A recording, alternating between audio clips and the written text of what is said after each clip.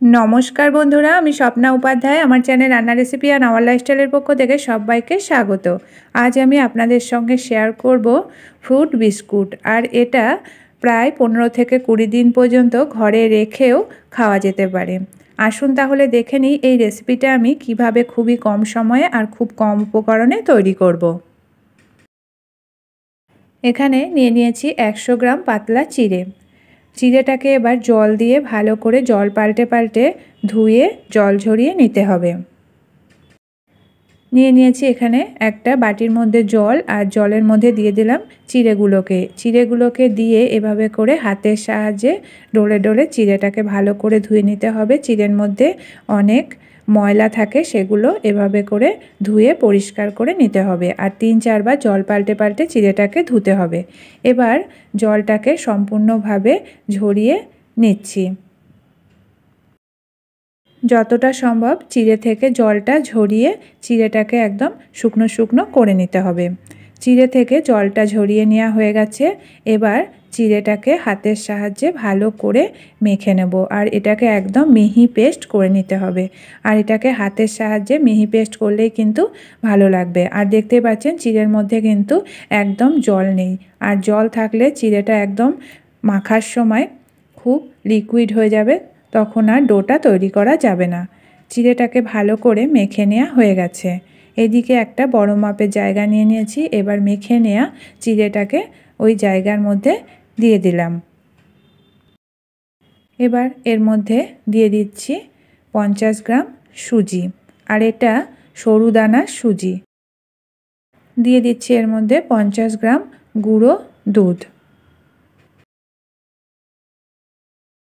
দিয়ে দিচ্ছি এর মধ্যে 1.5 চামচ মতো মৌরি দিলে বিস্কুটগুলো খেতে দুর্দান্ত লাগবে আর এর মধ্যে একটা সুন্দর স্মেলও আসবে। দিয়ে দিলাম এখানে স্বাদ মতো লবণ, তবে লবণের পরিমাণটা একটু কম দিতে হবে, 4 চামচের 4 ভাগের 1 ভাগ। আর দিয়ে দিলাম এখানে স্বাদ মতো চিনি, এখানে আমি 100 গ্রাম মতো চিনি দিয়েছি।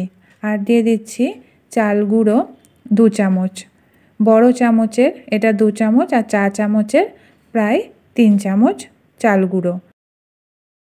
দিয়ে দিচ্ছি এর মধ্যে 200 গ্রাম আটা দিয়ে বিস্কুটটা বানালে খেতেও যেমন ভালো লাগে আর স্বাস্থ্যের পক্ষেও উপকারী। আর দিয়ে দিলাম এখানে 5টা কাঁঠালি কলা, একদম নরম হয়ে যাওয়া কলাগুলো দিয়ে ভালো করে একটা শক্ত ডো তৈরি করে নিতে হবে। আর ভালো করে মেখে নিতে হবে যাতে করে এর মধ্যে কোনো দানা ভাব না থাকে। প্রথমে জল ছাড়াই ডোটাকে মাখতে হবে, তারপরে প্রয়োজন পড়লে বুঝে জল দিয়ে এটাকে মেখে নিতে হবে।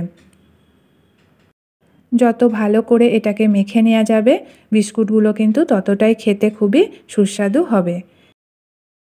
ডোটাকে আমি জল ছাড়াই মেখে নিয়েছি। এর মধ্যে যেহেতু কলা দেয়া আছে আর চিড়েটাও ভেজানো ছিল তাই এর মধ্যে কিন্তু জল লাগেনি, তবে এটা বুঝে কিন্তু মাখতে হবে। এর মধ্যে কলার পরিমাণটা বেশি দিলে কিন্তু বিস্কুটগুলো ভালো হবে না আর খেতেও ভালো লাগবে না।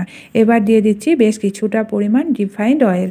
তেলটা দিয়ে আবারও ডোটাকে ভালো করে মেখে নেব যাতে এটা চিটচিটে ভাবটা চলে যায়। মেখে নিয়ে এটাকে 5 মিনিটের জন্য রেস্ট করতে দেব। এভাবে করে যদি ডোটা মেখে নিয়ে তারপরে শেষের দিকে রিফাইন্ড অয়েল দিয়ে আরেকটু মেখে নেওয়া যায় তাহলে ডোটা ভালোভাবে মাখাও যায় আর চিটচিটে ভাবটাও চলে যায়।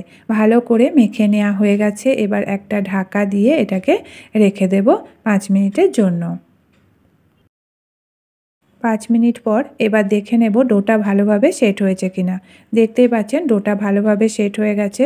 ডোয়ের মধ্যে যেহেতু সুজি দেওয়া ছিল তাই 5 মিনিট রেখে দিলে সুজিটা ভালোভাবে সেট হয়ে যাবে আর চিটচিটে ভাবও চলে যাবে। চিটচিটে ভাবও কিন্তু চলে গেছে ডো থেকে। এবার কিছুটা পরিমাণ ডো নিয়ে এরকম হাতের সাহায্যে একটু হালকা করে বলের আকারে গড়ে নিতে হবে প্রথমে, তারপরে 2 হাতের সাহায্যে এটাকে আরও একটু গোল করে চ্যাপ্টা করে নিতে হবে যাতে খুব বেশি মোটাও না হয় আর খুব বেশি পাতলাও না হয়, মিডিয়াম হবে এই বিস্কুটগুলো।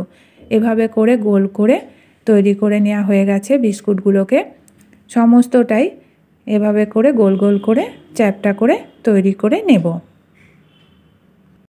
সমস্ত বিস্কুটগুলোকে ডো থেকে নিয়ে চ্যাপ্টা চ্যাপ্টা করে তৈরি করে নেওয়া হয়ে গেছে। আর সবগুলোই কিন্তু সমান আকারে তৈরি করে নিয়েছি। আর খুব বেশি পাতলাও হয়নি, খুব বেশি মোটাও কিন্তু যেন না হয়। এবার সঙ্গে সঙ্গে এগুলোকে ভেজে নিতে হবে। দিয়ে দিয়েছি বেশ কিছুটা পরিমাণ রিফাইন্ড অয়েল। তেলটা আগে থেকেই ভালো করে গরম করে নিয়েছি। আর একটু ডো দিয়ে এটাকে দেখে নিতে হবে তেলটা পারফেক্ট গরম হয়েছে কিনা। ডোটা যখন ভেসে উঠবে তখন বুঝতে হবে যে ভালোভাবে তেলটা গরম হয়ে গেছে।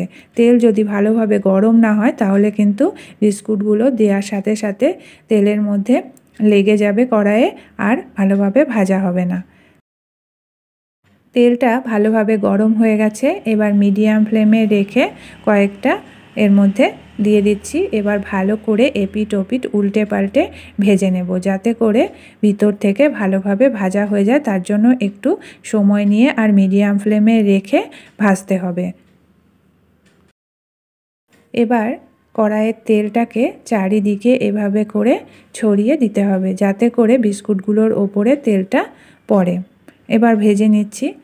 3 থেকে 4 মিনিট প্রথমে মিডিয়াম ফ্লেমে রেখে ভেজে নিয়েছি। আর যখন নিচের দিকটা একটু গোল্ডেন ব্রাউন হয়েছে তখন বিস্কুটগুলোকে উল্টে দিতে হবে।